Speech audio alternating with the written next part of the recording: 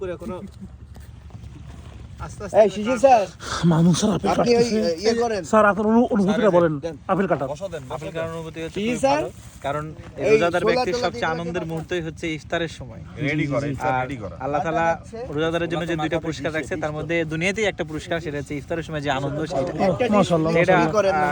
আসলে অত্যন্ত আনন্দের এই একটা স্যার, বিষয়। এটা ওকে আছে। ওকে ওকে পেয়ারাগুলো একটা প্লেটে দিয়ে শাহিন মামা কাটাকাটিতে ব্যস্ত আছে প্রিন্সিপাল স্যার এই দেখেন এই যে আমাকে